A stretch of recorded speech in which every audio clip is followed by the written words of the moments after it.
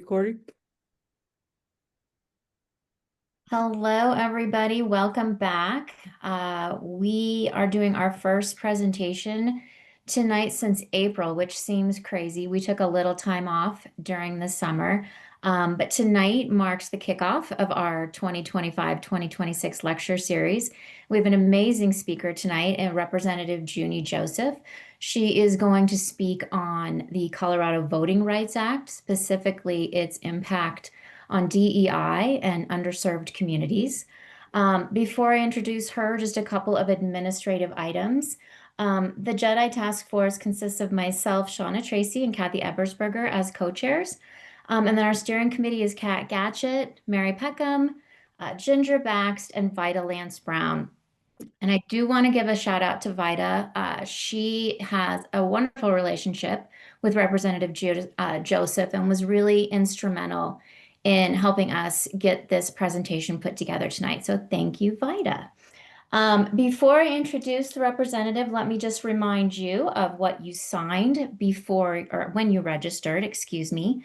I agree to not engage in any behaviors or actions that are harassing, threatening, or physically or verbally abusive towards any League of Women Voters member, employee, or member of the public, and not create an environment that is intimidating, hostile, or offensive. Um, so just that little disclaimer you signed when you registered. So with that, I am going to go ahead and get started and introduce our amazing guest for our first lecture of this season. Representative Junie Joseph was elected in November of 2022. She serves as a member of the Colorado House of Representatives for the 10th District in Boulder, Colorado. She was born in Port-au-Prince, Haiti. She immigrated to the United States when she was 14. Since then, she has earned a Bachelor of Arts degree in Political Science from the University of Florida and a Master of Arts in Applied Human Rights from the University of York. While attending CU Boulder School of Law, she ran for Boulder City Council as a first-time candidate and won. After spending 4 years on the City Council, earning her Juris Doctorate from CU Boulder School of Law, and starting her own family law firm, she ran her campaign for Colorado's House District 10 and won. She is now a sophomore legislator and Democratic Caucus co-chair, passing bills for tenant rights, child welfare rights, and environmental conservation. So I hope you all join me in welcoming Representative Junie Joseph. Welcome. Thank you so much, Shayna. That was beautiful. I really appreciate it. It is a pleasure to be here with all of you. Thank you for the opportunity to have this conversation with all of you. So I will start with talking a little bit more to talk about the bill and tell you a little bit more about, the big picture of things. So I will start with by asking you to picture something with me. A voter, a single mother in Pueblo, a youth student on tribal lands, or a Black grandfather in Denver driving miles, standing in line, wondering whether their ballot will really count. That's not a distant story from what's going on in other states, right?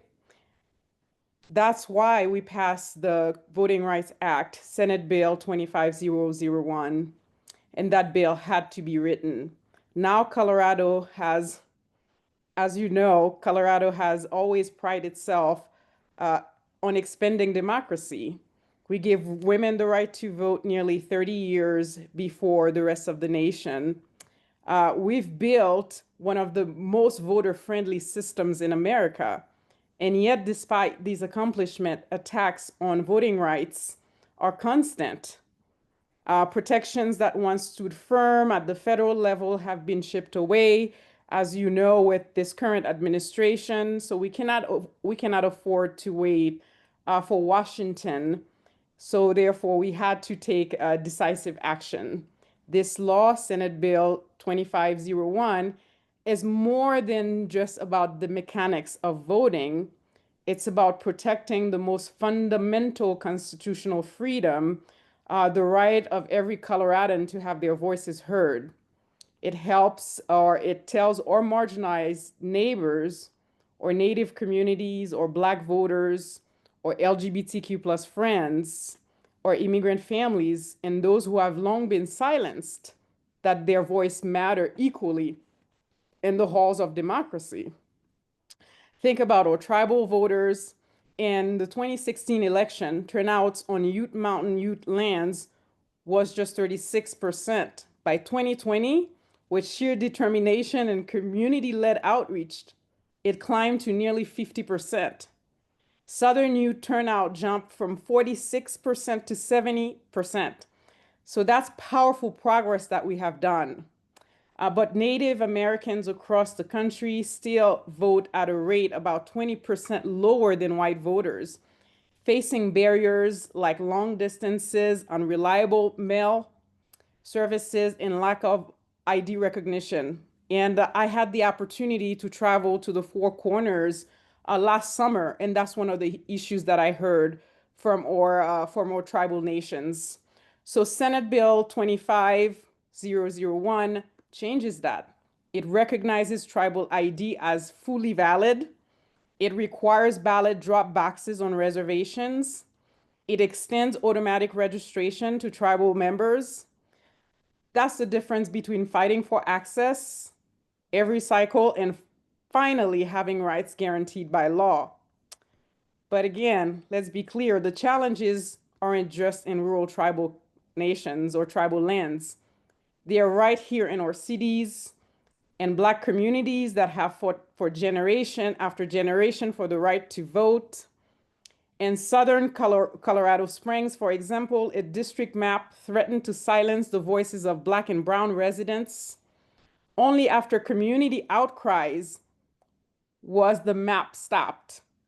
With the Colorado Voting Rights Act, they wouldn't have to plead for fairness, they could demand it. And in Denver, we've seen the power of Black civic leadership firsthand during the 2020 election. Churches in Five Point and Montbello organized Souls to the Polls drives with volunteers giving rides, offering childcare, and serving food, all to make sure that their communities can vote, right? And the thing is, too, we just have to make sure as government entities, as government agencies, that we don't want to leave rights to the good graces of just community members. We want to do the right thing by codifying laws into our state to ensure the safety and easy access for community members who want the opportunity to vote. And that tradition echoes the long civil rights struggles, faith in community leaders stepping up when laws failed them. Now imagine how much stronger those efforts become when the law itself guarantees protection from voter dilution, ensures districts must truly represent the community they serve, and removes barriers for language or disability access. We know the history. From literacy tests to poll taxes, Black voters in America have always faced obstacles meant to suppress their power. And even today, disparities remain. In Colorado, Black voter turnout lags behind white turnout by several percentage points, a gap that means thousands of voices missing from the decision that shaped their communities. National research shows that simply removing barriers could have raised participation by more than 5 points in 2020 and by over 6 points in 2022. So those are not just numbers. That's the difference between representation and erasures. This act aims at those inequities. It requires multilingual ballots, breaking down barriers for immigrant families. It makes sure care facilities for people with disabilities display clear voting information. It prohibits discrimination against LGBTQ plus Coloradans. It closes loopholes, right, that once exclude or incarcerated community members. And it defends the First Amendment. Because what good is the freedom to speak, to assemble, to participate in politics if the ballot box is out of reach for some of us and many of us? So SB 001 empowers individuals, advocacy groups, and the Attorney General to act when voter suppression or dilution occurs. It requires the Secretary of State to release demographic data so inequities cannot hide in the shadows. It even extends electioneering protection to ballot drop boxes, ensuring that intimidation never greets voters where they cast their ballots. So let's picture this future together. A tribal elder presents her ID at a drop box on her reservation and votes with confidence. A Black family in Colorado Springs know their district truly represents their voice. A young immigrant father fills out a ballot in Spanish and knows it counts the same. A woman in a care facility reads her election notice, asks her questions, and casts her vote. These are the freedoms this law defends. And yet, friends, we must be clear. Passing this law is not the end of the work. We live in a time when attacks on our democracy and attack on our democratic freedom are relentless. From intimidation at the ballot boxes to coordinated efforts to erode trust in elections, what we've built is a stronger shield, but it will take vigilance and courage to defend it. Colorado has never been a bystander in the fight for democracy. I've seen it over the last 3 years. I've been part of the fights. We have always led, and with the Colorado Voting Rights Act, we will continue to lead. But the fight for democracy is never finished. Every generation must take it up. Today, that is our work. So let's press forward, not only for protecting the rights we've secured, but for extending the freedom still under attack today. So let us build a Colorado where every person and every community has the power to shape their future through the most sacred act in democracy, which is the right to vote. And I'm happy to also share this morning, I had a conversation with one of the one of the one of the strongest groups in our community who works, actually, I work with them on this particular bill. They would like to bring another bill next year around transparency. And I would also have the opportunity to work on that bill as well and co-prime sponsor it or sponsor it. And I look forward to that opportunity because, again, Senate Bill 1 is but a stepping stone. It is not the end of be all. There is so much more work that we need to do in the state of Colorado when it comes to money and elections. And, there is a lot of money that impact elections, and we have to think of ways to lessen that impact so that every vote and every voice count, as opposed to the amount of money you have count more or less. So I will continue to fight for that for as long as I'm at the legislature, because I know the right to vote is extremely important. It's the foundation and the bedrock of our democracy and the rule of law as well. And I wanted to talk a little bit more. Let's see, Shanna, you tell me when to stop, but I will keep going. That's fine. You have all the time you need.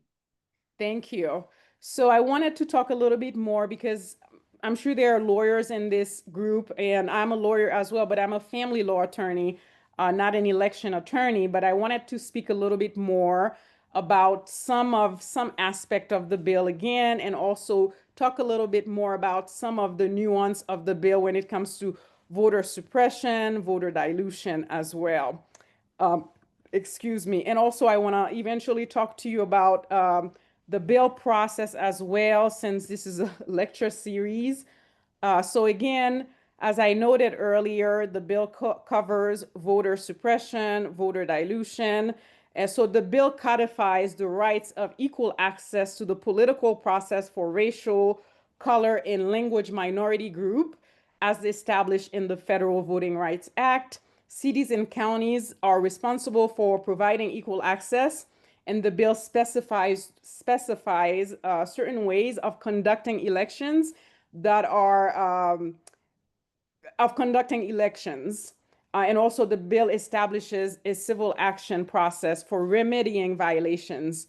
Also, the bill requires the Department of State, with the assistance of the state demographer and the Department of Local Affairs and entities that administer elections, to collect certain demographic information, as I noted earlier as well.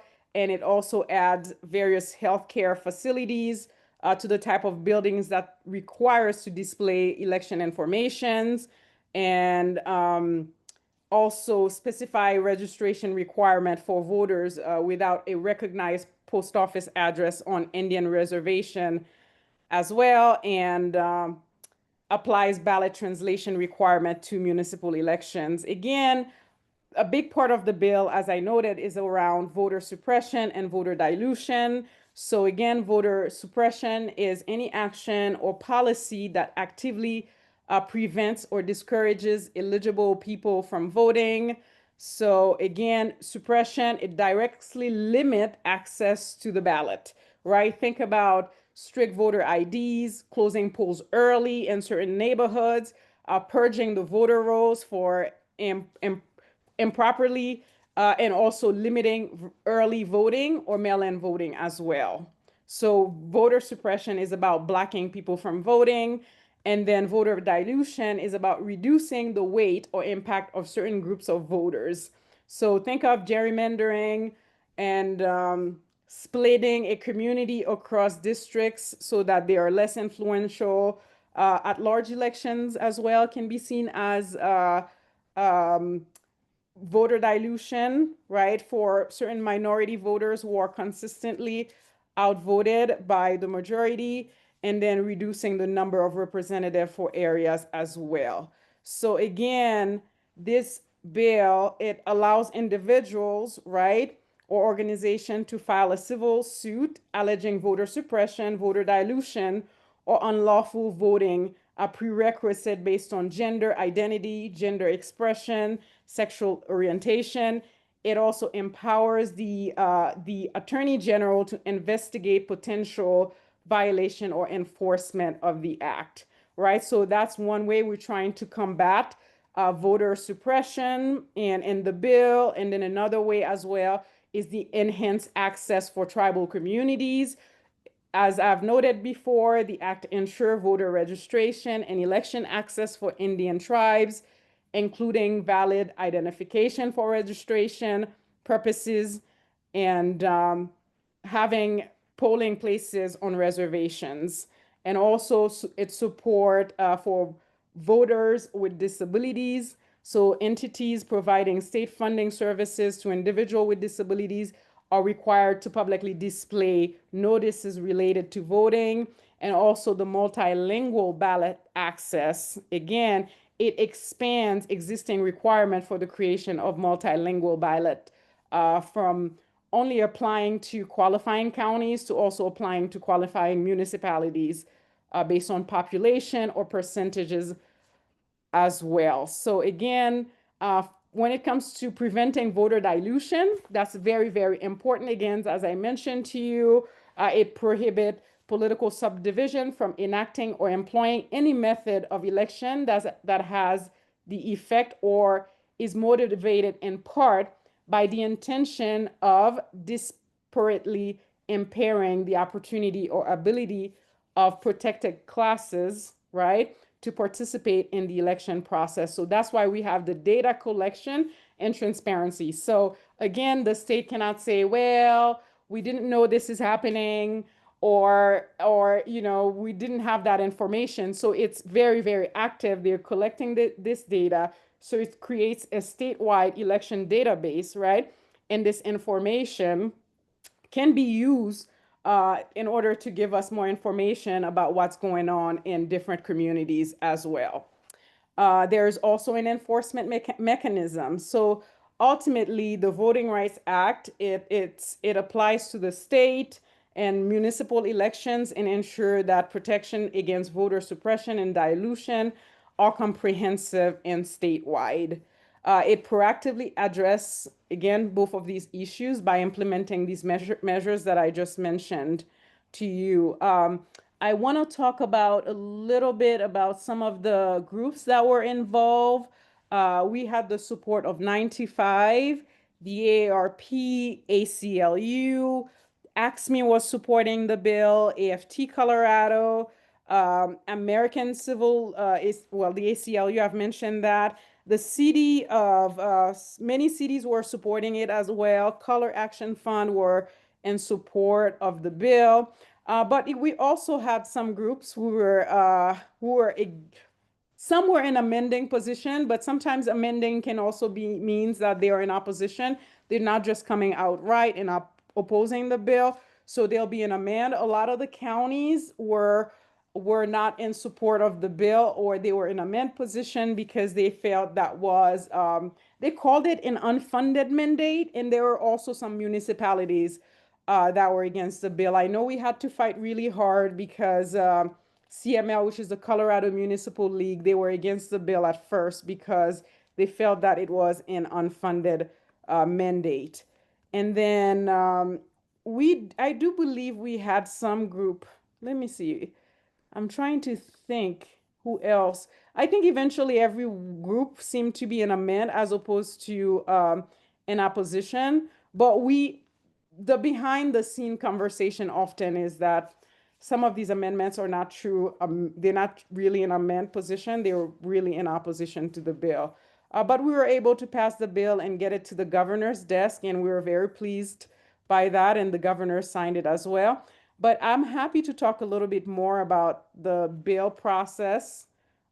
If Shayna, do you want me to talk about the bill process, or what's your thought? Well, Or should I stop? we're getting a lot of questions in the chat, and I do have a question. So let maybe go through those, and then if you want to go back to that, that is perfectly great with me. I noticed you had said that this Colorado Voting Rights Act is a bit of a state level insurance Mhm. against federal rollbacks, voter protections. Can you talk a little bit about that? Because we're seeing such a direct threat to, especially here directly in Colorado, our mail-in voting process. What, as a state, are we preparing to do to combat these federal rollbacks on the voter protections? Yeah, well, I mean, the bills that we've passed over the last couple of years, we're doing a lot of work to protect our state from federal rollbacks, especially by, again, codifying this bill into the state law. The fear for us at the time was that President Trump would try to do away with the Voting Rights Act of 1965, right? And if he did that, our fear was that our community members would be left without any protection. So for us, it was extremely important to pass this particular bill to make sure that there were standards and guidelines that our municipal officials and our state leaders can look to, as opposed to looking at the federal level and not having anything there. Perfect. I'm going to go ahead and go to the chat. Um, let's see. One of the questions, how are we protecting ourselves from redistricting like Texas? Yeah. How we protect, well, this is the thing. We are a blue state at this time, and we have a trifecta. We have the House, the Senate, and also the executive, which is Governor Polis. I am not worried that Governor Polis would want to redistrict to give President Donald Trump what he wants. My understanding, what's happening in Texas is that President Trump went around the nation through those Republican governors who empathize with him, and he said we need to find five Republican Congress seats. We need to reverse five of them in order to try to hold, right, the or Republican majority for the 2026 midterm. And my understanding, he went to Georgia. That didn't happen. And then he went to Texas, and the Texas governor said, "Yes, Chief, I will do what you want." And that's what's been happening in Texas. So I don't perceive the same thing would happen here in Colorado because, again, we are a Democratic state and we have a Democratic governor who I do believe he respects and understands our democratic mandate. which is to protect our values here in the state of Colorado. And I know this is a nonpartisan group, is my understanding as well too. So I respect that, but I just want to share that we have an independent redistricting commission. And that also in itself means something, that we're not just going to willy-nilly change the state map, right? In order to get those 5 votes. Currently, if you notice, I do believe Colorado, so far, our elections are strong. It's very fair. We have 8 Congress people. We have 4 Dems and 4 Republicans. I think this is very balanced. Even though we have a trifecta and our legislature, between the legislature and the executive, I can tell you, I have not heard a single Democrat who says, you know what, we need to play with our district map to change that. What we say, what I've heard from Democrats all over Colorado is that we're going to fight on the ground. We're going to educate our community. We're going to go out there. We're going to knock on doors. We're going to call people. We're going to drive our friends to the polls. We're going to reach out to people on social media to get them out to vote. We will not trick our population. We will not trick our neighbors and our friends. We will do the right thing, and we know we will win again. Amen to that. So the next question is, are these rules extended to local elections like community authority boards? Yeah, thank you for that. No, they do not extend to community boards because community boards have different mechanism. They're not regulated by the state. And municipal elections as well, most of them are not really regulated by the state. They're regulated between the municipality and sometimes the county clerk. But isn't it true, Representative Joseph, that some municipal elections in certain counties are now required to provide multilingual ballots? Yes. Representative Joseph, what is the status of this bill right now? Has the bill passed the legislature yet? Yes, it's already passed and signed by the governor. I believe it was signed by the governor in May. I was there, but it's been a busy couple of months. May 6th. Yes. Yes. I'm going to let you carry on with what you were speaking about earlier. I just wanted to get a couple of questions in there. Yes. So I think I just wanted to note some of the conversations, just to respond to someone asked if the bill passed, and I was just going to add the bill process. So here's how I came on this bill. Back last year, I went to a conference called the National Conference of State Legislators. So it's a big convening of over about 6,000 legislators from all over the nation. And I was at one of the exhibits and they were talking about voting rights and voter access. And I went and they were talking about this very bill. And I came back to Colorado. I started talking to colleagues and friends and anybody I knew who would be interested in this conversation. And then I hadn't heard anything for a while. And then out of the blue, a friend of mine said to me, Common Cause was working on a piece of legislation around voting rights and voter protection. And I reached out to them and I said, hey, I knew of this issue and I wanted to be one of the leaders who carried this bill forward because that's extremely important to me. It's important to our districts around the state of Colorado. And I wanted to do some of this work, and I was able to partner with them, and we introduced the bill, and the bill was introduced in the Senate. And so basically, the first part, right, the first part of the process is that the bill is being drafted, or it was drafted by Common Cause. They find a legislator in the Senate, and I was the House legislator, the prime sponsors, the one who pushed the bill through the process. So we have an office called the Office of Legal Services, Legislative Legal Services. And what they do is help us draft bills to come up with the proper language. Not all legislators are lawyers, some are. And but even still, I don't draft my own bills because it's very nuanced. Oftentimes, you might put a bill into a section of the code where it doesn't fit, so you want to leave it to the experts. So that's those people who work for Office of Legal Services. They are the expert drafters, and then the bill gets its first hearing, when it is introduced by the speaker. It could be introduced on the first day of session, or it can be introduced up to 3 days before the last 3 days of session. So once the bill is introduced, it's just formally read across the desk. It is assigned a bill number, and then it is assigned a committee. I don't remember as of right now. I could have looked that up before coming here today to know exactly where the bill was introduced. Let me see. I think I can pull that up. The first, to go to the first committee. Oh, when, by State the way, Affairs? State Affairs, thank you. So the bill is introduced and then it goes to State Affairs. And however number of legislators they have, it has to get a majority of the legislators on that committee that day. So as long as there is a quorum, whatever half plus one of that quorum, that's the number that it needs to pass. Once it is passed, it goes to the floor for second reading. There is administrative things that happen in the back in committee. Once it's passed, the committee chair has to sign the bill and present the signer report, send it to the speaker and the speaker staff and the House staff or the Senate staff, and then it gets second reading. During second reading, we debate the bill as a whole. It goes to the committee of the whole. That's what it's called.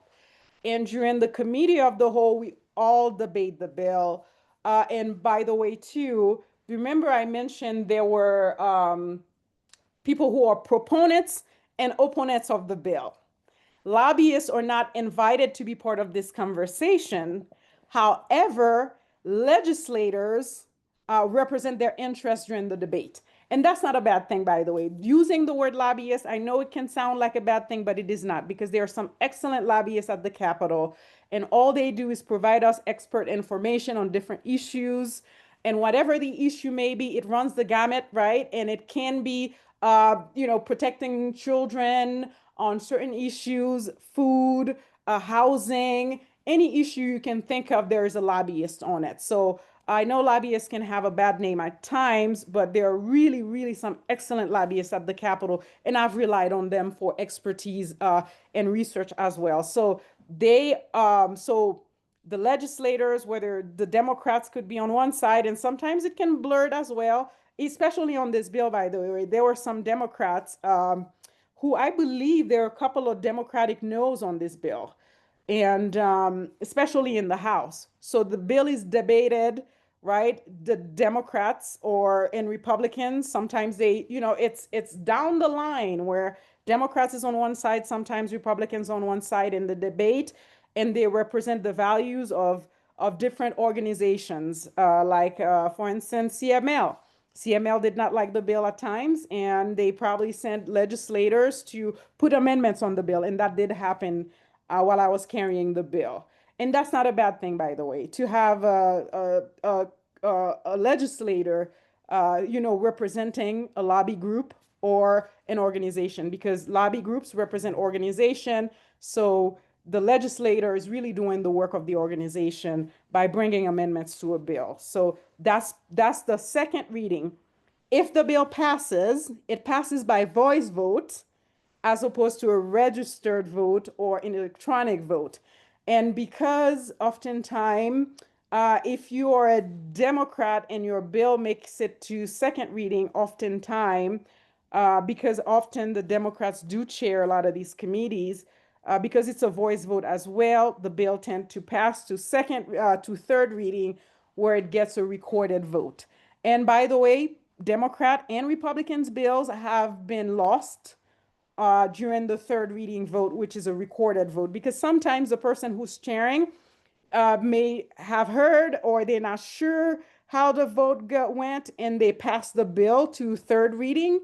And then once we get to third reading, that's the real moment of truth, where people will vote yes or no on the floor electronically. And to another thing, during second reading, yes, some colleagues are listening to the debates, but there are times you also negotiating your own bills.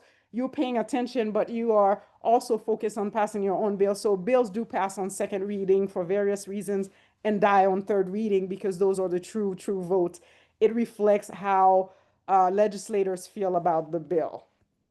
And then once it passes third reading, it goes to the second chamber. So this bill came to me in the House, and the same process started over again. The bill is introduced, went to a committee, and you get the committee hearing. And a lot of times that's where a lot of you come in. You come in and you testify on those bills to help and support us. And that's extremely important as well, by the way.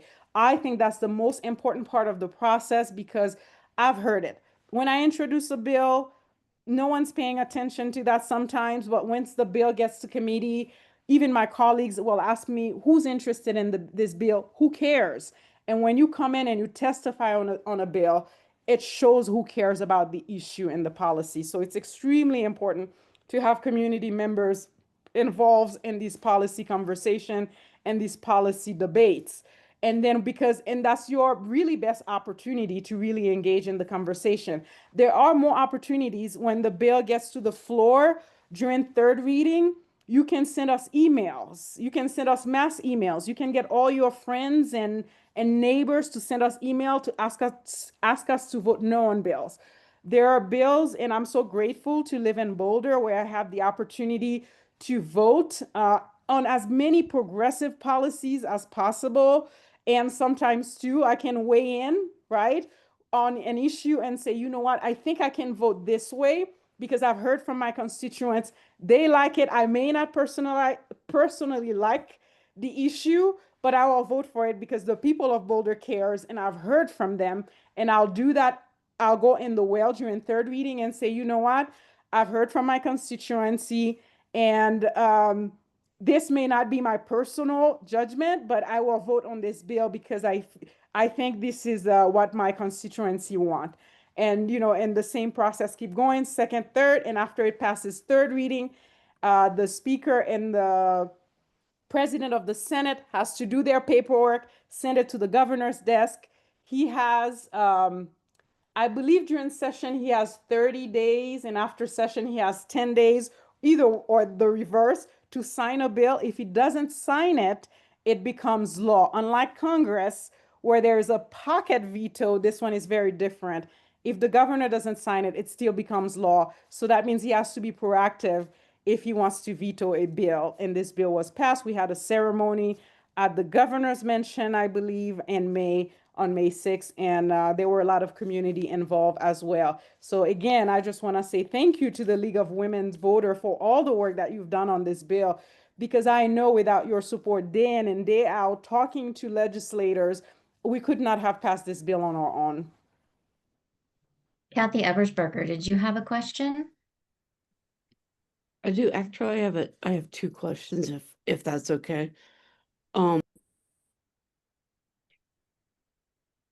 Oh, I think she may have lost connection. oh no. I can hear you. You're I back, can't- Kathy. Okay. Can you talk about some of the things that the federal government has been doing that when it got to Colorado, it bounced back because of this law?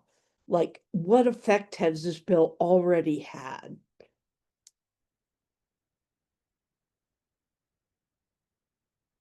Can you explain your question a little bit more for me?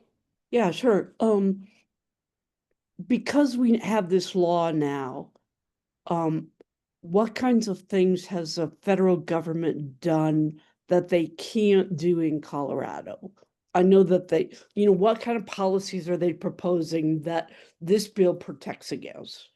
Yeah. Yeah. So part of it, again, as you know, as many of you on this call know, for instance, the federal government, part of the issue was the SAVE Act, and also what's been going on in a lot of the other states, a lot of the more redder states, some of their policies when it comes to requiring IDs, right? Those Right. laws that requiring voter IDs, and also the mailing ballot issues. Right. Those are some of the concerns that we had as well in the purging of the voter rolls, if you remember as well. Those are some of the concerns that we had. Okay. And then, um, a lot of these marginalized communities have not had access to the vote for so long that people think it just doesn't matter anymore. So are you aware of anything that's being done to make them aware of the new requirements, or that they now have the ability to register and to vote? Um, Yes. Yeah, no, that's a great question. A lot of organizations are doing the work on the ground to educate community members and educating different pockets of our community. And also, this year we did not have the Native American Affairs. We have a committee called the Native American Affairs Interim Committee, and I was one of the legislators who worked on establishing this particular committee, but because of funding, we don't have it this year. In my understanding, it will restart next year. And I want you to know that, yes, Common Cause and some of the groups involved did talk to tribal leaders in our state to make sure that they know of this information. It is available. And I also know I attended recently the Colorado Municipal League and they talked about this bill. So a lot of municipalities are also aware of this information in the hope that they will also disseminate that information to the rest of the population. And the Black Caucus does a lot of work as well too. And when certain bills are passed, they do social media blitz. We also go in community and have conversations, round tables, and things like that. So there are some groups that are doing that, and I also know of CIRC and other groups in the Latinx community that Mhm. also does a lot of educating in the community as well. And can I have one more? Have there been any suits filed on the enforcement action yet? No, the bill is brand new, and Right. I would think it will take a while before you Okay. see anything like that. After any maybe after a couple of election cycles, right? I mean, I remember I passed a bill last year, an election bill, and I saw something on social media, and I reached out to the Secretary of State, and I said, I think this is a violation of the bill that I just passed, and they said, yep. And I said, well, has it had anybody, filed a complaint?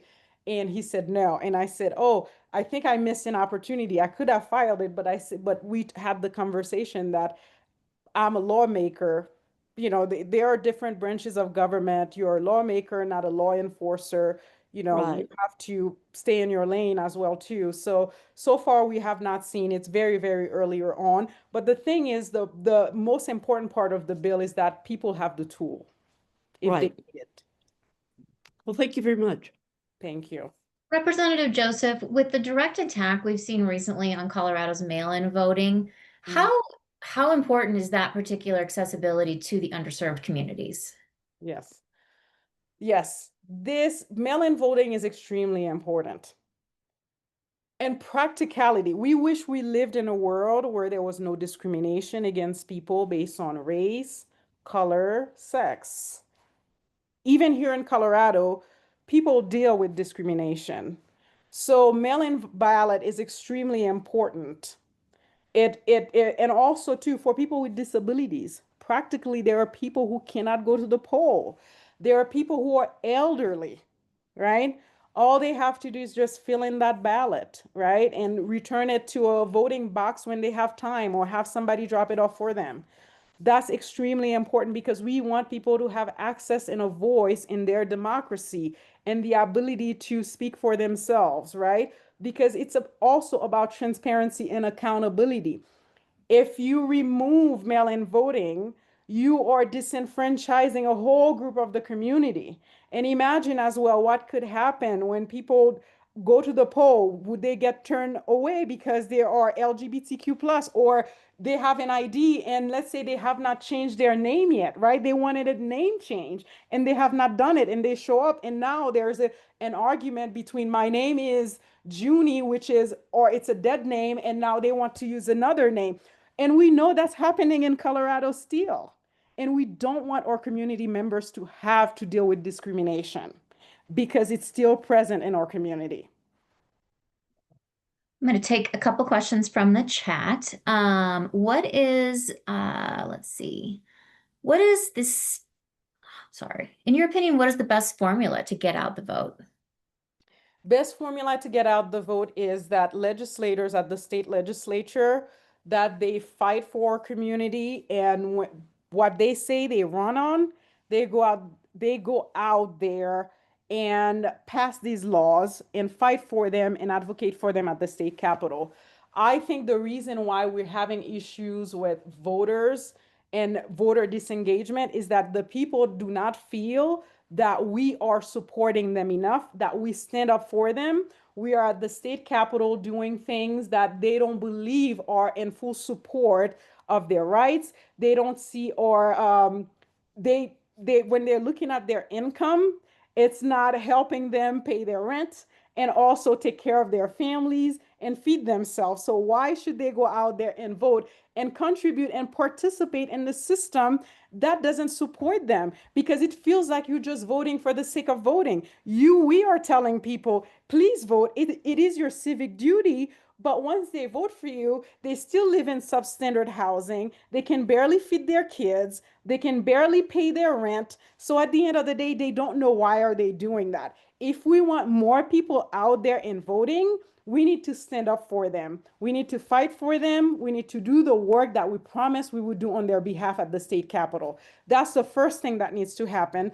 And then we need to go out there and let them know, because some of us are doing the work. There are a lot of great legislators at the state capitol who are fighting for community members, who are fighting for SNAP, who are fighting for healthy school meals, we're trying to close loopholes. But not only sometimes it doesn't trickle down enough, right? But they don't know about this work. They don't know of the fight, right? When we introduce a bill that had so many protection, in order to get it to the governor, we have to gut the bill, and then our community members get so few benefits, but they don't know that we were in the fight fighting for them. So they don't feel the need to go out there. So we need to do a better job at educating community members, so that they can take their place at the table. Wonderful. The next question from the chat, how are we prepared to help newly naturalized citizens register to vote? Yeah, I think currently right now a lot of people are scared, even naturalized citizen, and I can Beth. I'm sorry. Please finish, and I would like to add on after you. I Yeah. apologize. Yes, thank you. Also heard your conversation, Beth. Maybe I should just pass it on to you. Yeah, I think again, part of the conversation, I think a lot of community members are fearful at this point as well. But I know there's a lot of great work being done in community, and Beth will add to that. I think part of that conversation is letting people know it is safe. It is safe to go out there and register. It is safe to vote. And again, I remember when President Trump got elected, I did not used to carry my passport around. And now I do. And even now, I don't even know if that's really, if it will be, if I get stopped by an ICE officer and I show him my passport, I don't even know if that will protect me anymore. So at the end of the day, if I, as a state legislator, feel the need to carry my passport around, imagine how the rest of community feels. I don't think at this point the rest of our community or immigrant population or newly naturalized citizen believe or feel that they are in partnership with the US government or the government at this time. But I'll stop because I know, Beth, you are talking about the great work that the SOS is doing. Thank you. And thank you for your support, Representative Joseph. Yes, LWVCO, along with Mi Familia Vota and Philippine American Society of Colorado, have had long-standing memorandums of understanding and agreement with USCIS, U.S. Citizenship and Immigration Services. Those agreements were deleted last week. They were withdrawn. And I met with the Secretary of State's office this morning to work on a workaround. They were eliminated because of Executive Order 12428, I believe, which was issued on March 25th. It's the Executive Order on Elections. And it requires that local or state officials administer new citizen voter registration. As I said, we're currently working with the Colorado Secretary of State's office on legal workarounds so that our newest citizens and newest Coloradans can be registered to vote as immediately as possible. So sit tight and stay tuned. We're working on it. Representative Joseph, I have a couple more questions from the chat, and then we will probably close off just to respect your time. Somebody wanted to know, does this mean that we do not have to lose sleep over Trump taking away our mail-in voting? He can't do an executive order that would take this right away. Yes, at this time, my understanding, or law or regulation is state law. All right, well, I'm going to end it. This is a good one to end it. How do we get a national holiday for Election Day, paid time off?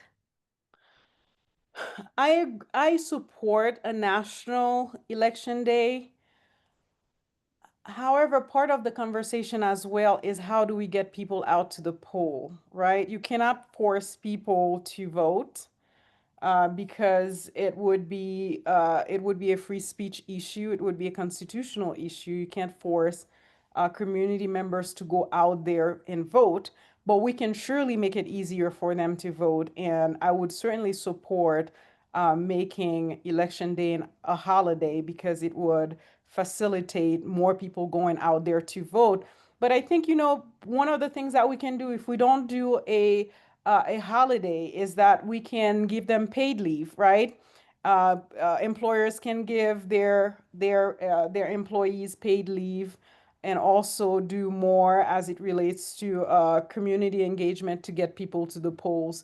But again, I support having a federal holiday as an election day. But whether it's going to lead more people to go to the poll, that I'm not certain of. And I think that's probably what you were alluding to, ensuring that more people go to the polls.